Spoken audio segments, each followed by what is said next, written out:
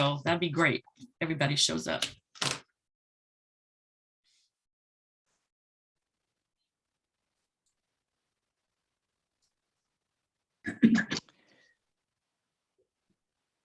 Good evening. Good evening. How are you? I'm okay. Good.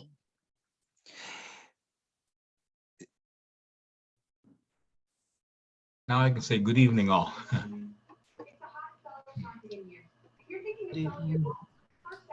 I'm just checking to see that everybody's getting in. So it looks like they are.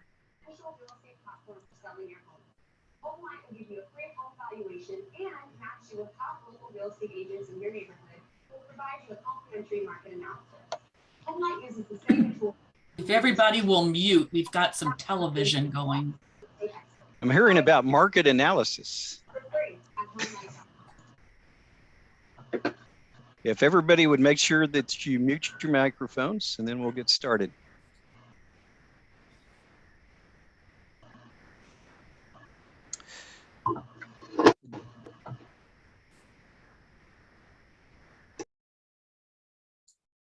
Well, let's go ahead and get started. Good evening and welcome to the 2022 Optimist International Candidates Forum.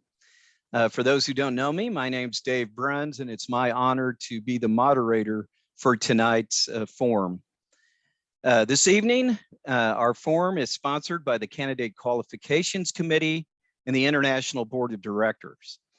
And at this time, it's my pleasure to introduce to you the 2021-22 Optimist International President, Patsy Garner, for a few opening remarks. Patsy? Good evening, everyone. Happy Optimist. Everybody happy today? Yay. Yes, I am happy. I have arrived home 5 minutes ago from the the 1 Degree More tour in Canada. It was so successful. We were able to go out and reach, actually in person, over 600 optimists during the 7-day tour. So it's really exciting. And what is most exciting is that there's so much energy in the air. There is so much excitement in the air about optimism. So we thank you all for a wonderful tour, and thank you all for coming to tonight's Candidates Forum. We have some wonderful candidates that have been placed forward or self-nominated to be in the positions and the first one is the President-elect of Optimist International. I'm excited for these two candidates that you will hear from first, and to hear potentially where the future of our organization is going to go. So thank you all for being an optimist. Thank you all. And Dave, I turn it back to you. Well, thank you, President Patsy. This evening, we'll first be hearing from our two candidates for the office of International President-elect, and they are in alphabetical order, Melvin Bannister and Tracy Huxley.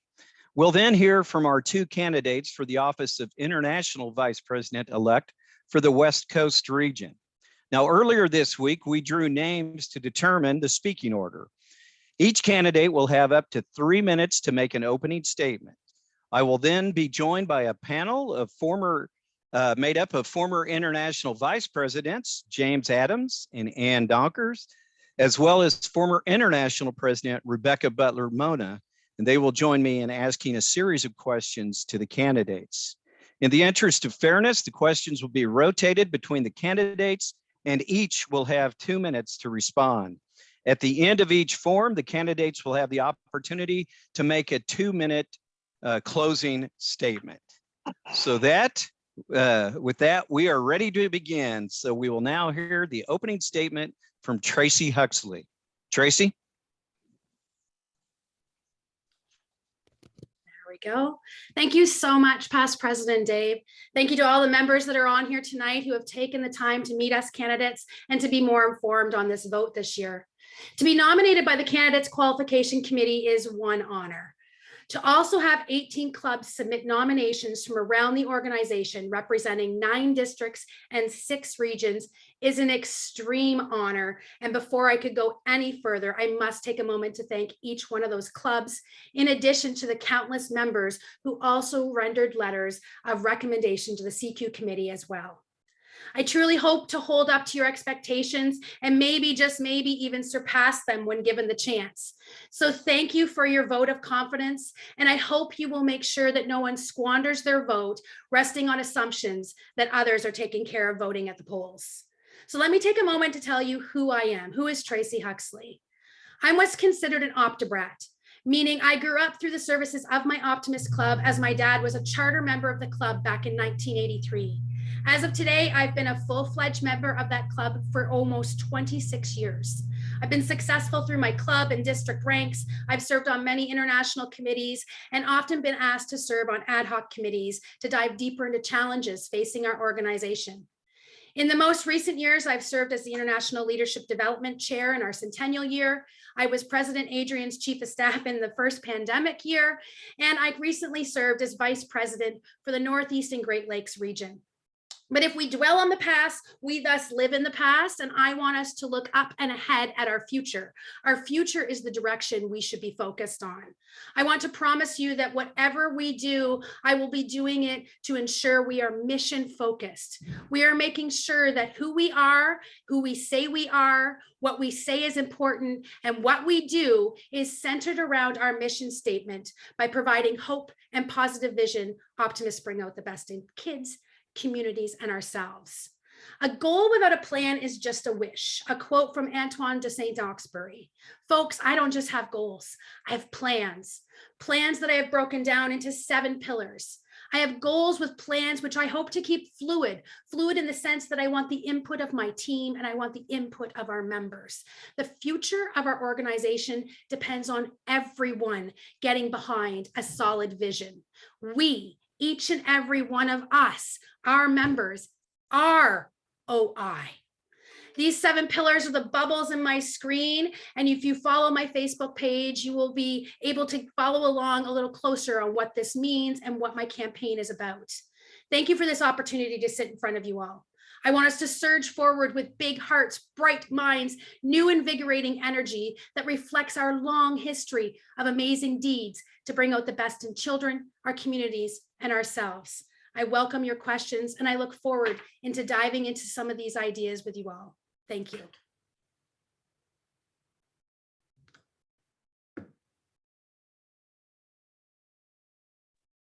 Dave, you're on mute.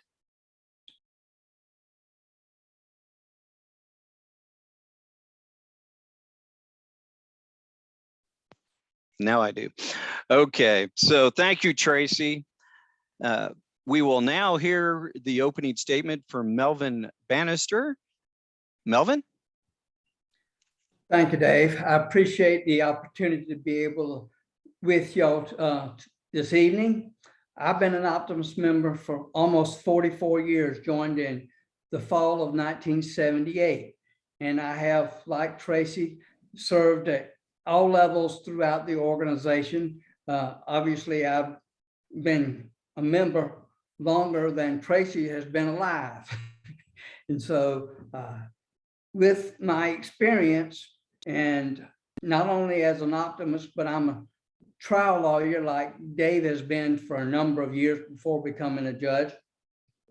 I've learned to communicate, and I think extremely well through speaking, writing, and most importantly, listening. And with my experience, I want to grow our organization, and not only in membership, and that's going to be important, and it will grow because we will grow in other ways. We want to increase the number of projects that the clubs are participating with. We want to increase the enthusiasm of our members, and we do that by having the kids involved more in club meetings and in district meetings. We want to expand and grow exponentially.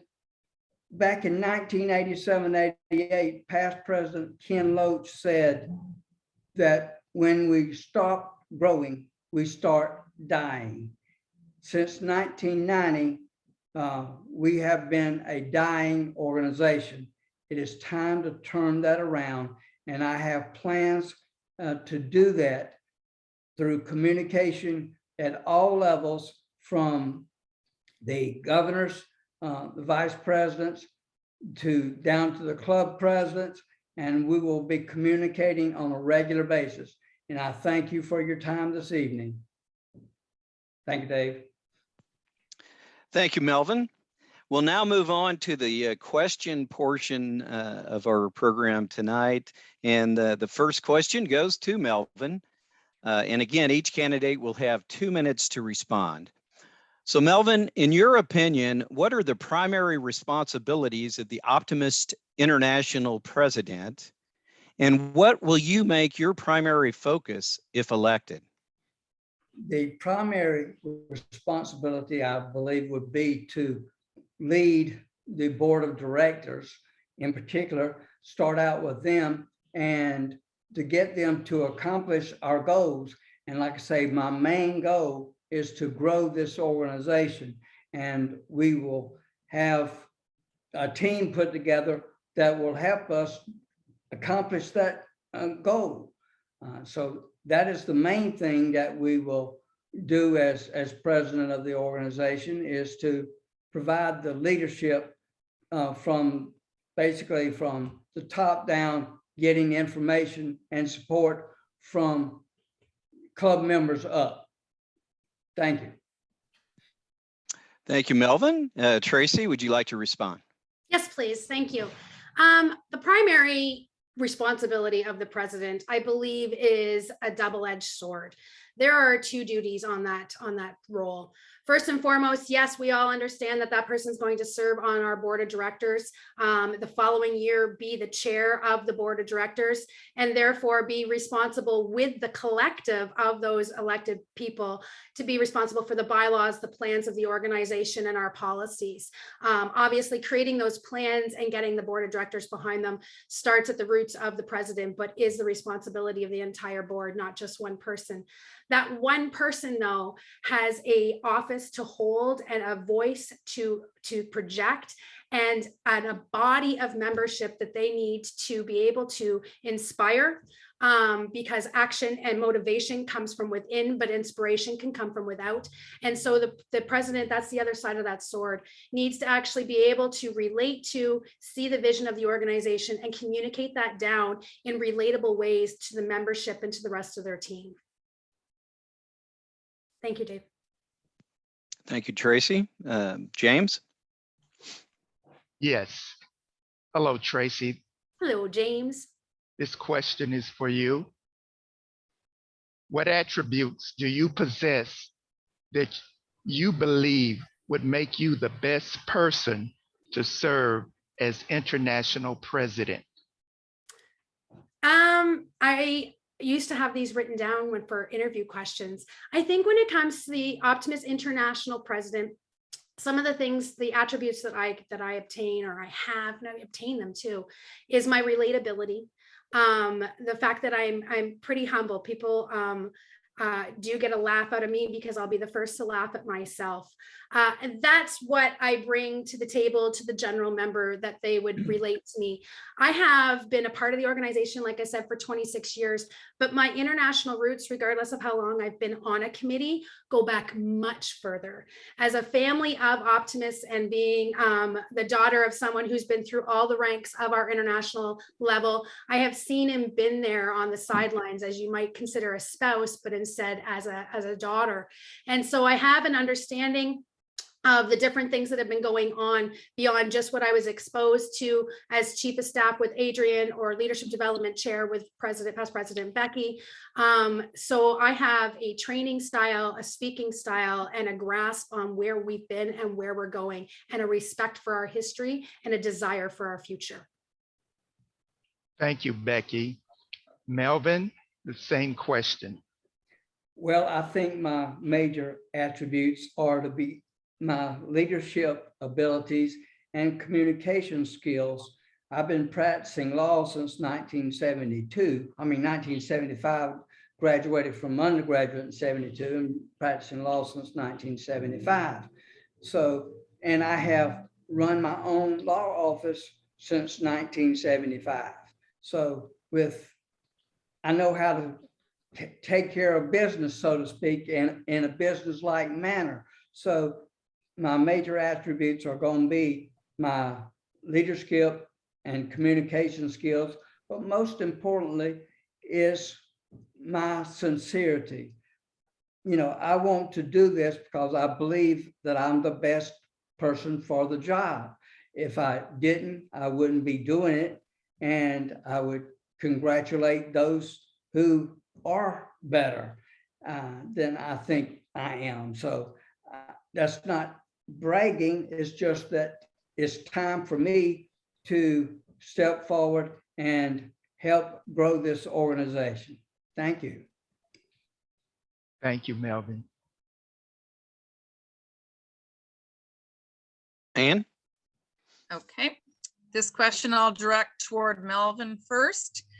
Melvin, have you prepared an action plan to address the opportunities and challenges facing our organization in today's world? And if so, please highlight the key points of your plan. Well, my major platform is to grow this organization, and we want to grow it in several different ways. We want to increase the number of projects that the clubs do. We want to increase the participation that by the members of the clubs. And if we do that, we're going to be affecting and helping more children. We're going to be growing this organization, not only in membership, but also in new clubs.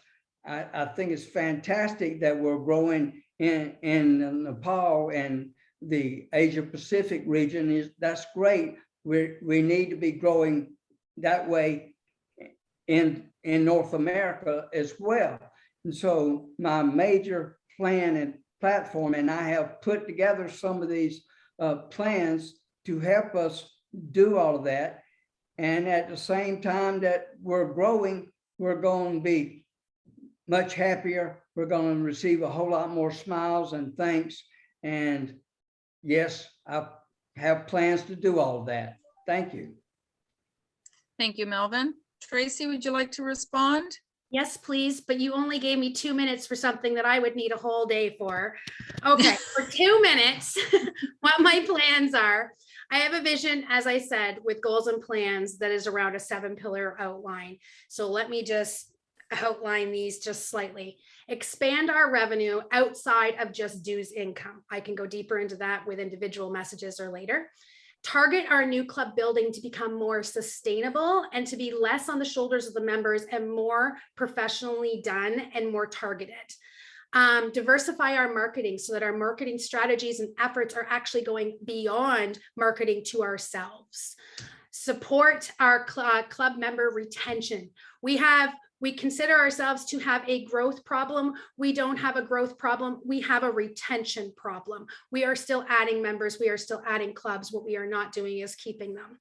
Develop leaders in all stages of leadership within our organization, meaning giving tools to clubs and districts so that they can build lieutenant governors as well as governors, in addition to creating stronger, brighter, more successful leaders all the way up into our international levels.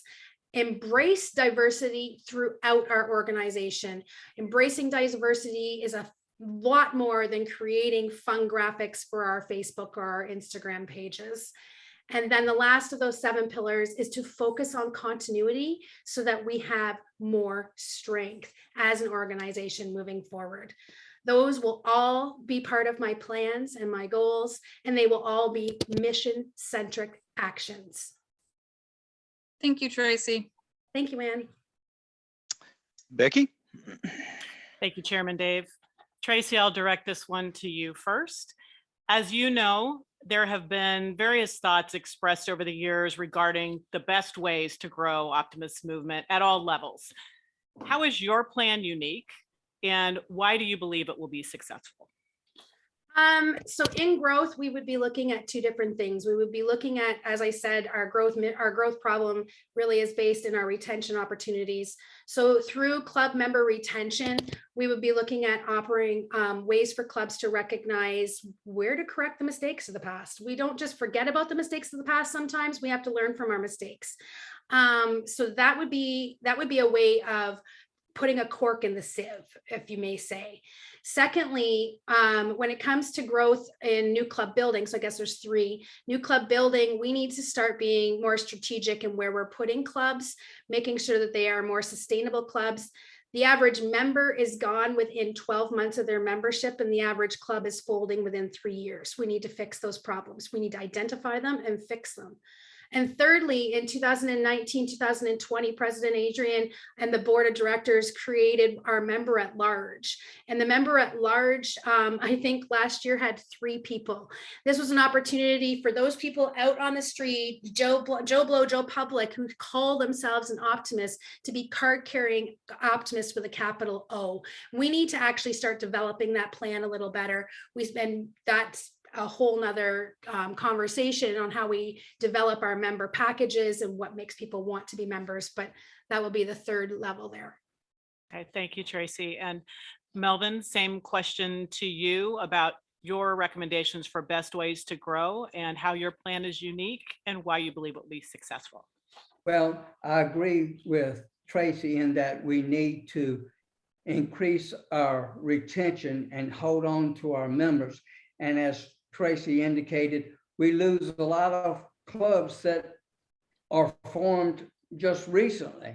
And back when Jerry Henderson was president, I served on the club fitness committee, and I developed with them the follow-through program for new clubs. We need to use that program more than it has been used. And when a club is formed in a district, if the sponsoring club is not able to follow up and follow through, then another club or a committee in the district needs to do that. As far as growth, I'm a member of a virtual club, and it's going strong, doing great things for the kids. We need to be able to expand not only the traditional clubs, but also the virtual clubs. And I'm glad to say that we need more of that. And the virtual club that I'm a member of is expanding not only in South Carolina, my district, but also into North Carolina. And we think we can spread that across the international organization. So we need to reach out and continue to get new members and get them involved. If a member is involved, they're going to stay a member. Thank you. Thank you. Well, thank you, Melvin. It's back to me, and my question is for you. If you were speaking to a potential new Optimist member, how would you describe the value offered by Optimist International, and how would you explain what makes our organization special as compared to other organizations? Well, I believe it's special because of the work that we do for the kids.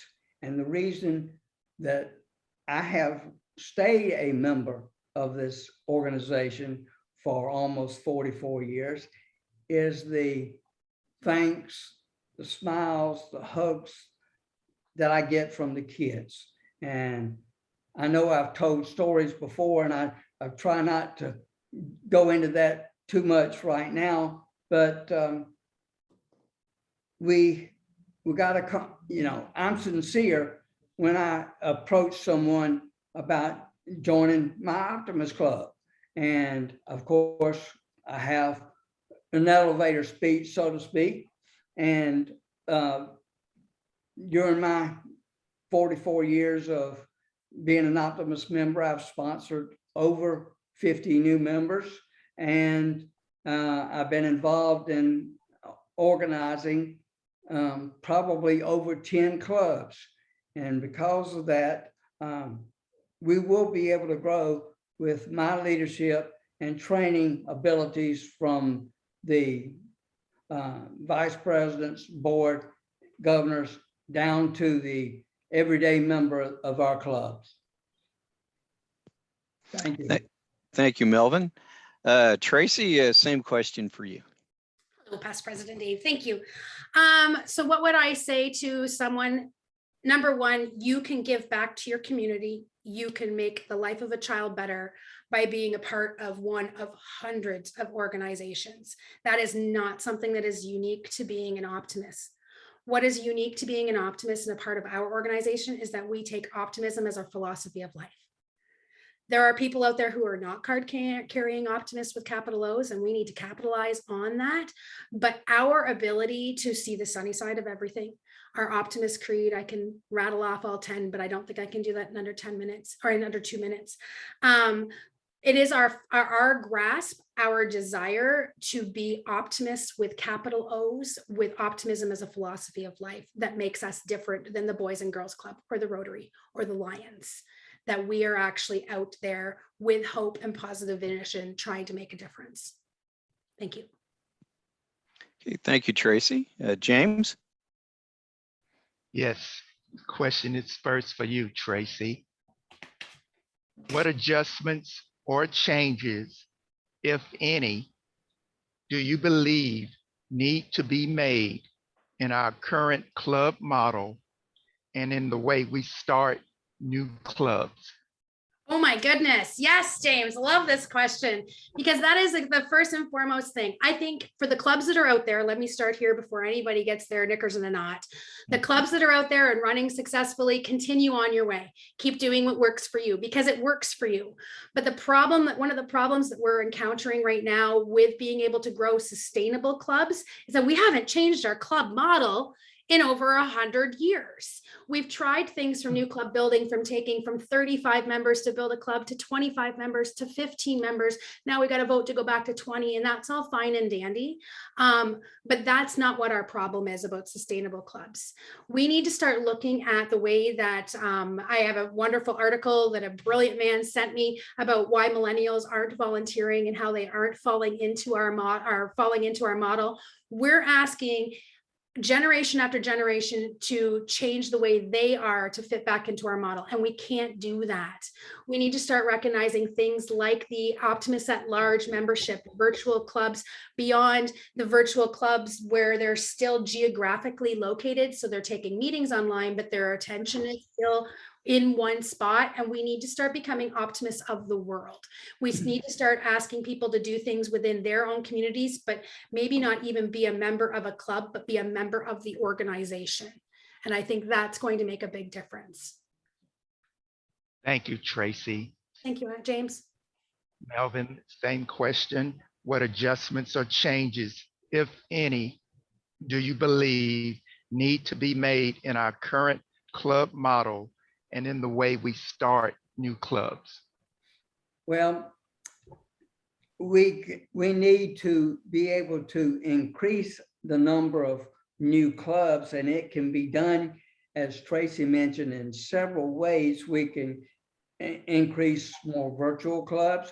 We can have clubs that have virtual and sit down meetings as well. And we got to be able to reach out to especially the younger generation, and let them understand that you don't have to make every club meeting, so to speak. If you're going to have a club that has meetings, we want to. Volunteerism is at an all-time high. Now it's not showing up on membership, but if we let them know that if they want to volunteer and they have something they want to do, we can make sure that an Optimist Club can help them do that. As I said earlier, I'm an Optimist member, and I'm smart enough that I could come up with a topic, say for an oratorical contest. I could also gather a group of kids together to participate in an oratorical contest. And I could probably come up with some money for a scholarship for the contestant who wins. But will I do that by myself? I won't. So I want to have an organization, a club that will help me do that. Thank you. Thank you, Melvin. Ann?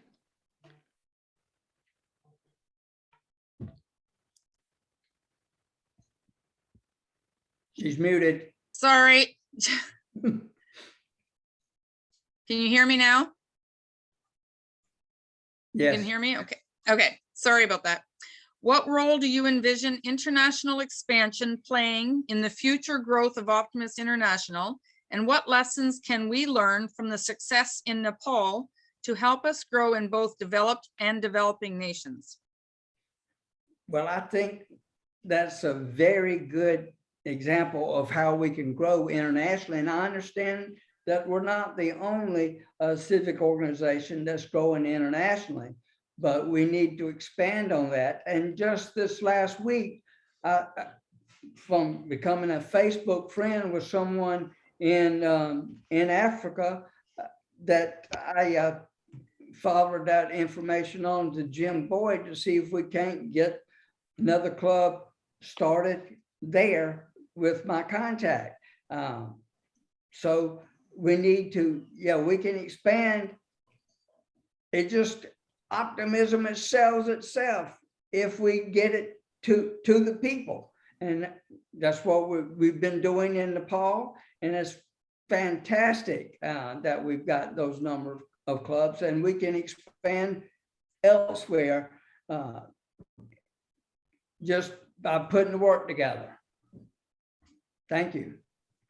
Thank you, Melvin. Tracy, do you wish to respond? I do, but Anne, could you repeat that question? I want to make sure I get all parts of that. Absolutely. What role do you envision international expansion playing in the future growth of Optimist International? And what lessons can we learn from the success in Nepal to help us grow in both developed and developing nations? Okay, thank you. I can't believe you guys set us 2 minutes for each of these things. It's no wonder. What we can learn from Nepal is that we did some cluster developments. We had some great networking in the sense that we also offered a fantastic support system. And once we started to get some key players in Nepal, they were able to start supporting and spreading the Optimist mission and creating new clubs. That's what we can learn from Nepal.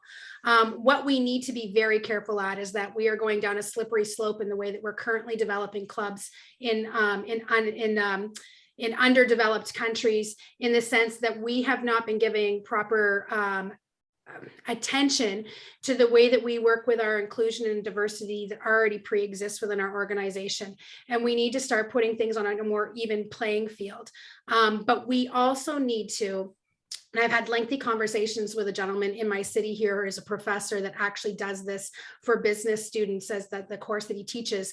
We need to start recognizing that we can't go into these other countries with our North American business perspectives and expect those countries to work within our model. And we have to adopt those models based on where we are and how they do business there and how they volunteer there and how they live there, being aware of cultures and diversity that is in those areas.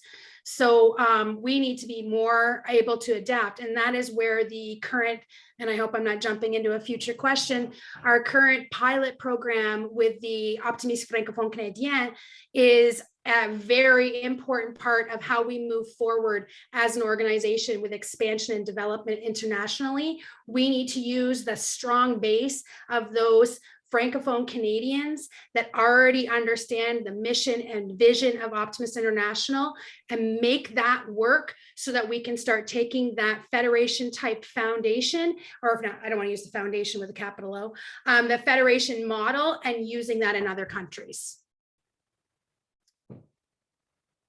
That's 2 minutes, I think. Very good.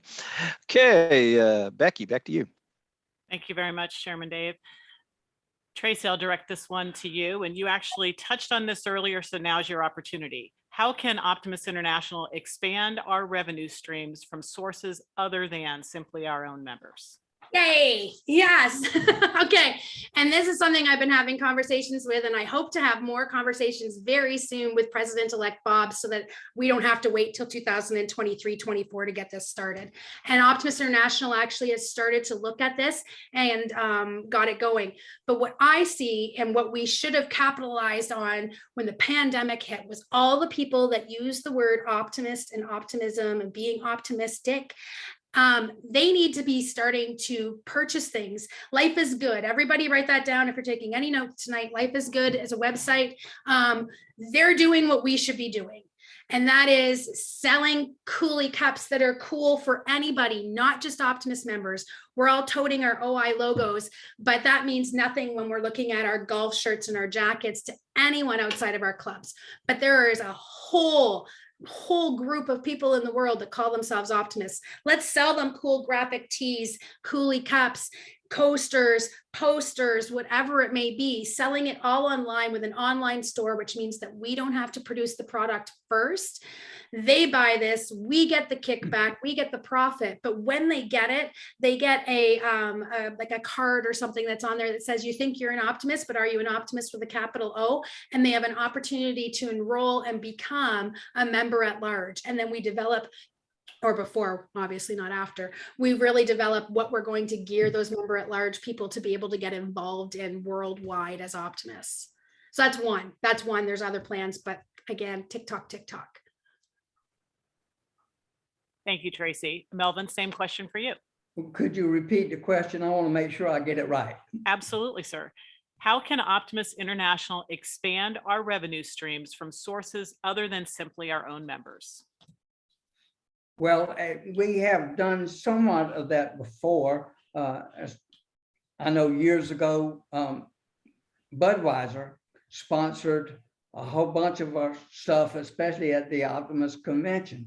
So we need to go out and seek business from these corporations that can afford to pay it. We can also, as Tracy said, we can sell Optimist memorabilia and gain profits from that. I mean, we got a great logo and we need to take advantage of that. So yes, we need to increase our visibility among everyone. And when we do that, we will gain more revenue from different sources. Thank you. Thank you. And Melvin, back to you. Along those lines about visibility, how do you envision Optimist International, our districts, and our local clubs using emerging technology to better market our organization and its programs, as well as to better engage with our membership? Well, we do need to, basically, we need to increase visibility of all of our projects. When we do that, then it makes everybody happy. We need to basically, from Optimist International down to the districts, to publicize optimism more than we do. We need to use our brand so that everyone recognizes the Optimist logo and what we do. We do a lot, but we're not publicizing it. And so we can do that, and we can do that through, if nothing else, public service announcements that I have seen for months on television for other organizations. And some of them really pull at your heartstrings so that they can get your money. We can do that also with our great organization and the projects that we do, such as the Health and Wear program that was started with President Becky Butler-Mona. Thank you. Thank you, Melvin. Tracy, the same question for you. Thank you. A couple of things. So you spoke of our visibility, how to market our programs and ourselves outside of our organization, and how to engage with our members.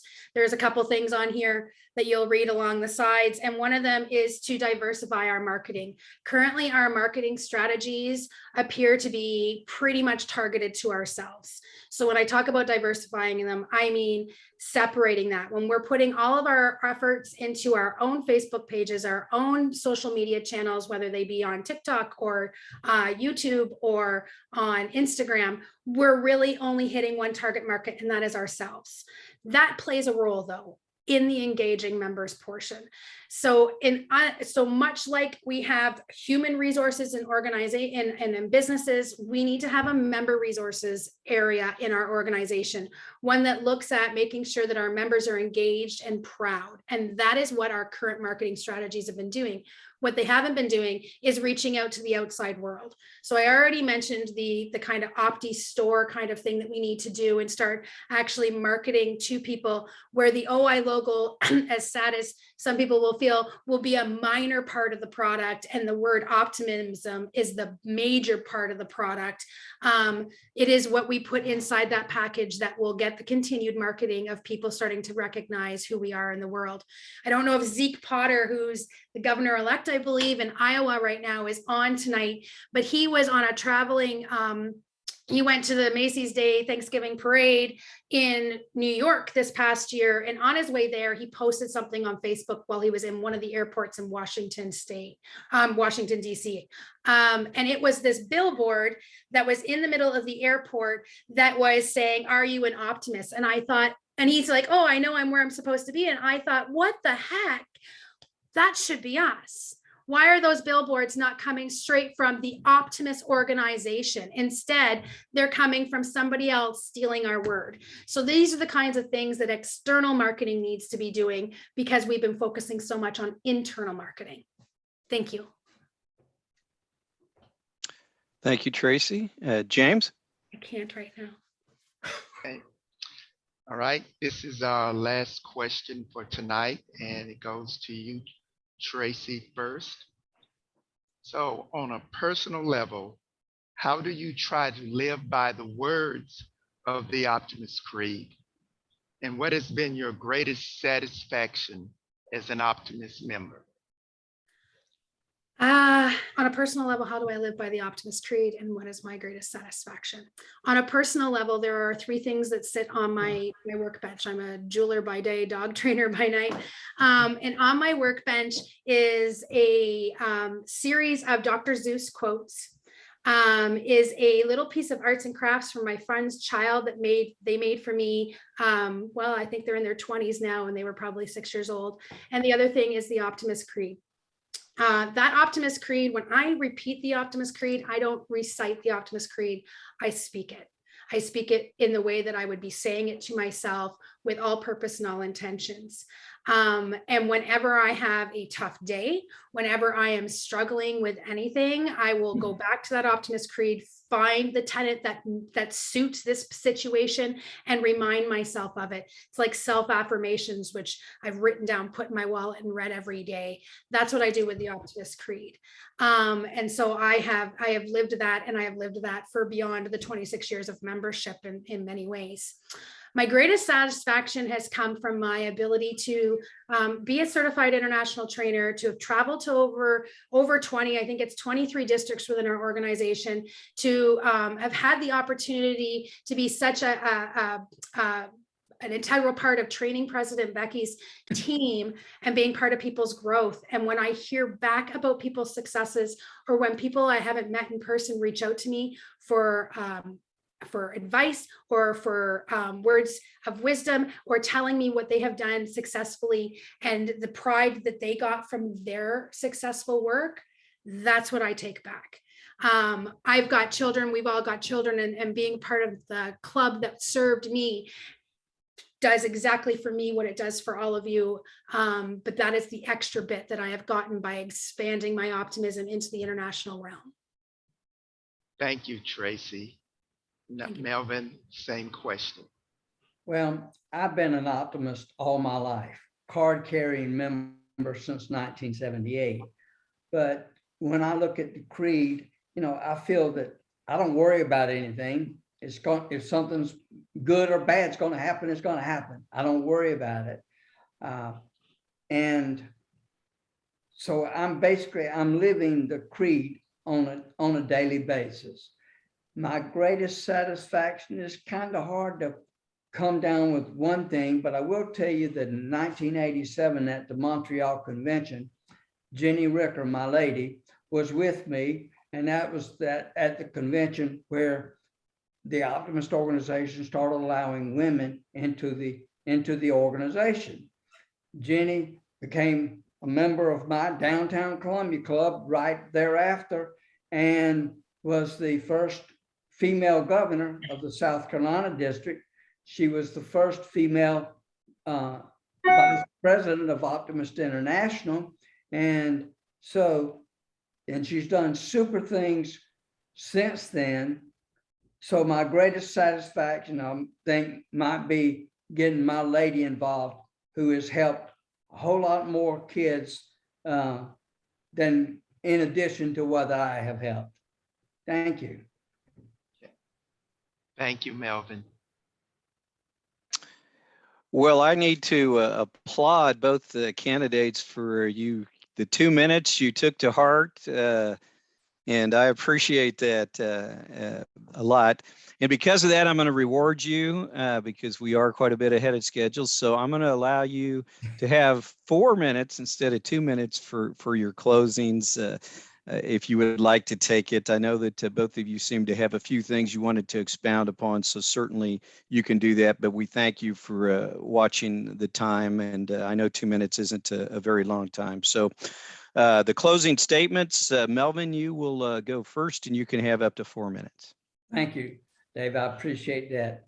You know, as a lawyer and trial lawyer, and as you know, Dave, when I make a closing argument to a jury, I'm going to tell them what I'm going to tell them. Then I'm going to tell them what I tell them. And then at the end, I'm going to tell them what I told them. So in this sense, I want to just basically repeat that my platform is to grow this organization. And we've been dying since 1990. It's time we turn that around. And with my plan and the that my team will put together, and throughout this organization, we will grow not only in membership and new club building, but we will grow as individuals. Everyone that I will meet, I will be able to tell some more stories too, and let them see how important it is to me to be an Optimist member. So I want to take that to the highest level of our organization, so to speak, as president of the organization, so that we will be able to accomplish many more great things and make this organization the best that it can be. Thank you. Thank you, Melvin. Tracy? Thank you, Dave. Okay, if you know me, you know that I've, number one, probably got 8 to-do lists beside me. And I also rehearsed this. So now that you're allowing me to go overtime, Lord only knows what's going to happen. Okay, this was amazing. I am so charged by the questions. I am so thrilled to see the faces and the smiles that are on the screen. Thank you for being with us tonight and for making this worthwhile. Thank you to the CQ committee for all of their hard work as they prepared for tonight with their questions, and for those of you that were selected from the committee to be able to pose those questions. Everything that we do, we need to do with our mission in mind. We've seemed to have gotten lost in the weeds over the years, losing our general focus that on our mission of, by providing hope and positive vision, Optimists bring out the best in youth, their communities, and themselves. I want to promise to you that moving forward, I will do whatever I can to ensure that we are mission focused. Those 7 pillars of my mission for our organization are about moving us forward, pressing on to greater achievements of our future. The future of our organization depends on everyone getting behind a solid vision, not just OI, because need I remind you, OI is every single one of the people on this call, every single one of those people on your roster. A vision to expand our revenue outside of our dues income. We need to find opportunities to create what being a member of our organization brings people beyond the warm fuzzies. We need to change the focus of our magazine from being more like a scrapbook to something that anybody on the street would want to pick up and have personal development from. We need to be able to do that to create better leadership opportunities, learning opportunities, self-growth opportunities, so that we can start marketing our membership to organizations as a part of their overall employee package, because being a member of our organization gets them better employees. That's in addition to that Opti store and putting the Optimist word and owning the Optimist word. We need to target new club building to become more sustainable. And by means of that, I mean, I heard a wonderful analogy once from one of our brilliant up and coming leaders about how McDonald's is out there with a full development company that figures out where the next big McDonald's is going to be successful. And you know what Burger King does? They wait for McDonald's to build, and they build beside McDonald's because they don't have the same budget. Well, we don't have those budgets. We need to build with McDonald's smarts with Burger King budgets. We need to find where those locations are and go in there properly. We need to diversify our marketing, which I think I went into pretty deeply. We need to support club member retention by creating retention programs and building up our clubs or our members' engagement. We need to develop leaders in all stages of our organization, and that's about taking our Optimist Leadership Academy strategies and some of these other districts like Michigan who have fantastic leadership academies and build those into a workable model that we can hand over to districts and clubs. We need to embrace our diversity throughout the entire organization, recognizing that our expansion into international areas needs to be revisited and focused properly so that they are sustainable as well. And we need to focus on our continuity within our internal leadership.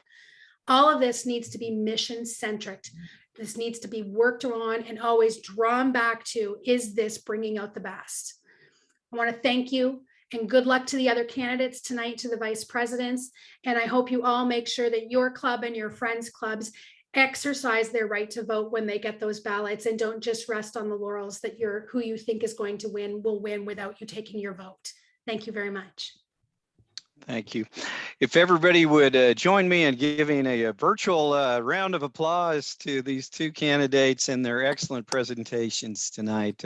We appreciate it. One of my, I won't give you the exact quote because I can't remember it off the top of my head, but one of my favorite quotes is from Teddy Roosevelt, and about the importance of being able to get out of the grandstand and getting into the arena. And we appreciate you getting into the arena for the best interest of our organization.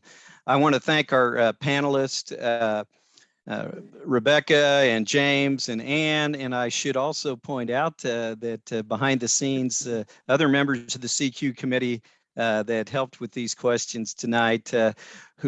First one who is going to be graduating with me off the CQ committee is Ramon Michaud. Thank you so much, Ramon, for all that you do and you've done over the years. Past President Jim Kondrasik, who will be chairing next year, so you can aim all your darts at him. And past President, you're welcome. I'm here to help. I'll be right behind you, way behind you. And then past President Nick Prilliman, who will be chairing the year after that.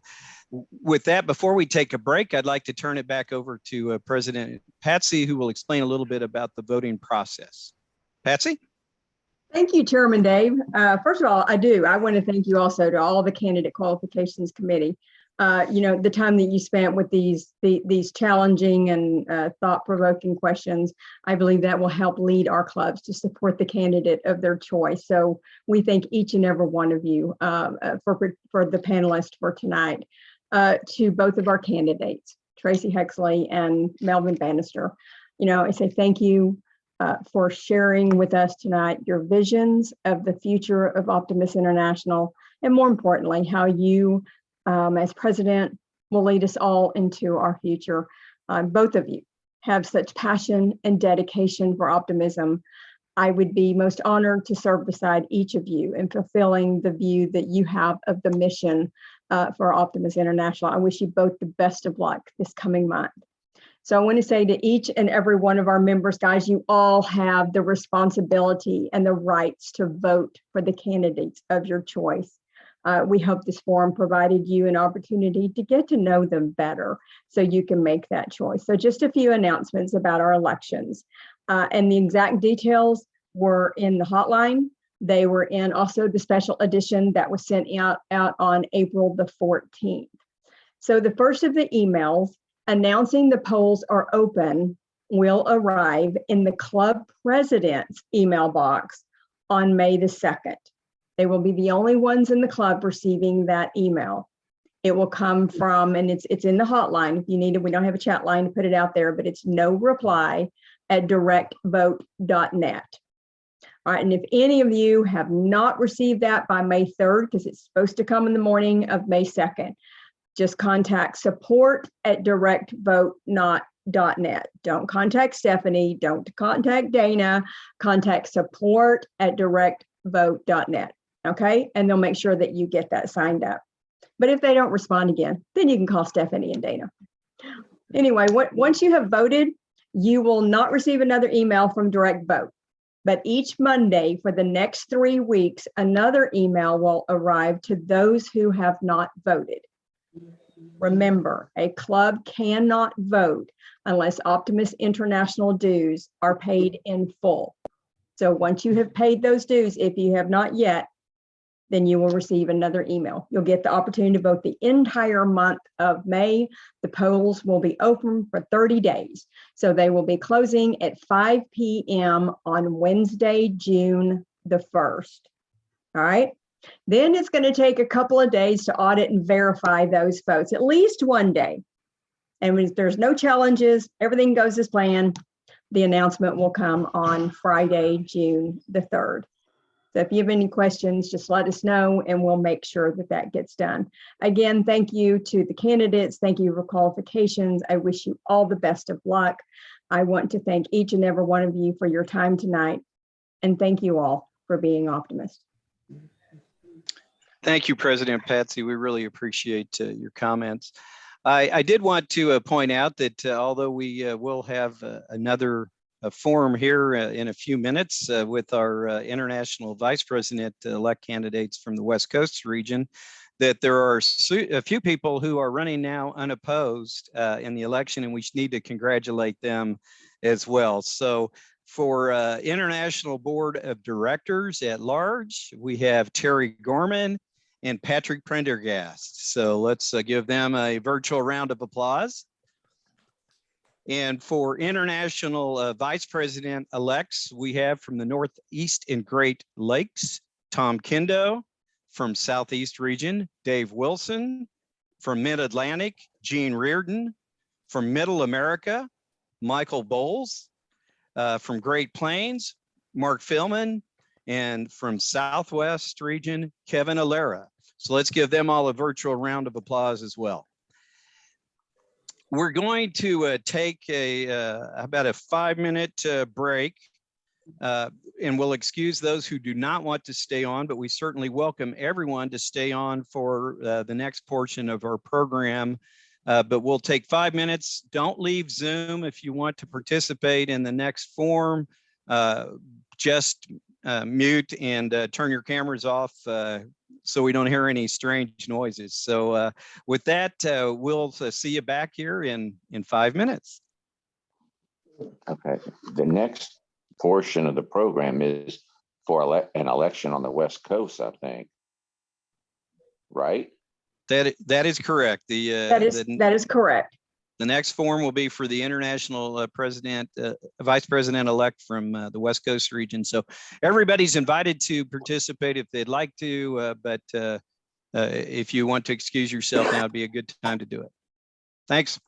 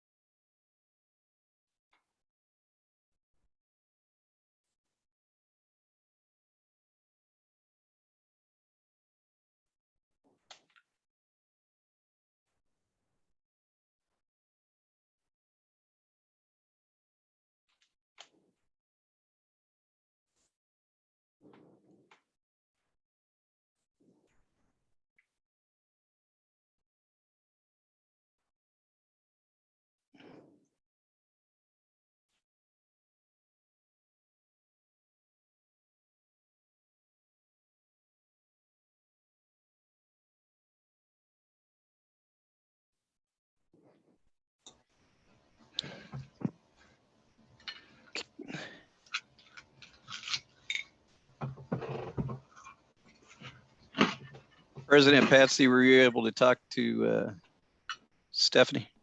Yes, sir. We have made contact with Cheryl, and she is contacting one of the co-hosts to make that happen. Okay, so just so everybody else that's on knows, just to regroup here, the panelists, the candidates are going to go into a separate room, and then we will come back. So it'll probably be, we evidently advertised this as starting at 8 o'clock. So we don't want to go too much ahead of time if anybody is going to else wants to join us. So just bear with us if you would, please.